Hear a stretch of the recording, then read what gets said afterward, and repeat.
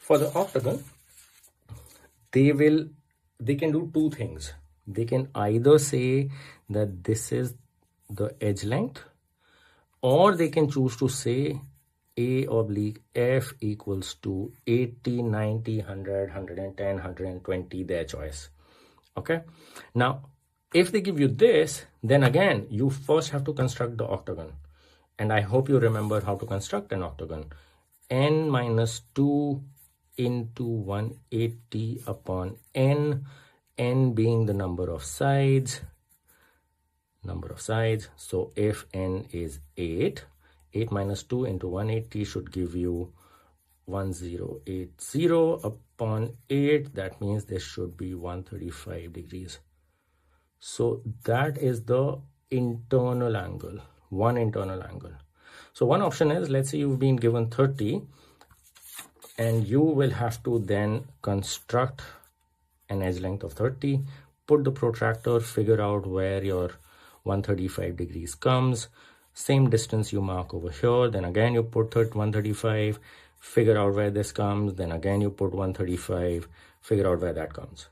Once you have this much, these 1, 2, 3, they will give you the total height of your octagon.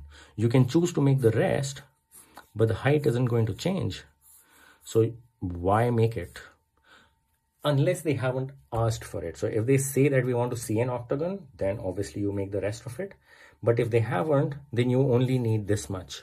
So don't work on the rest of it. Get this height. And if it's a regular octagon and you figure this height out, then obviously we also know that it's going to come out of a square. So if one edge length can be figured, the other edge length can also be figured, because obviously it's going to be the same. So once you have this in place, all you need to do is take your baseline, make your square of whatever edge length you just found out. So this edge length is over here, this edge length is over here. It can be a flip also, unless there is a specific shape and a specific orientation for it. So once you have this in place, so let's look at this octagon. If I take the midpoint of the square, like the side bisectors, then you will again notice if this is the side bisector, that means edge is also being bisected. Same is happening here, same is happening here, and same is happening here. Same thing needs to be plotted over here too in isometry. So side bisectors, side bisector. We already know that our edge length is 30, which means if this is the bisector, you have 15, 15, 15, 15, and so on all four sides. And all you need to do is join this to this, that to that, corner to corner, and this corner. And that is how your octagon is going to look. So one option is that they will give you this and they will say go figure, which means you need to remember how to get this height in place. Once you know that height in place, figuring out the other edge is obviously possible and you can construct it.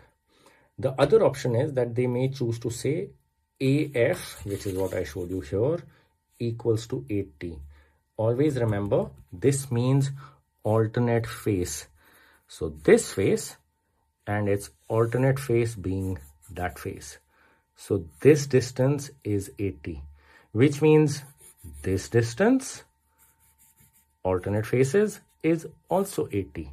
And therefore, you're obviously getting it out of a square.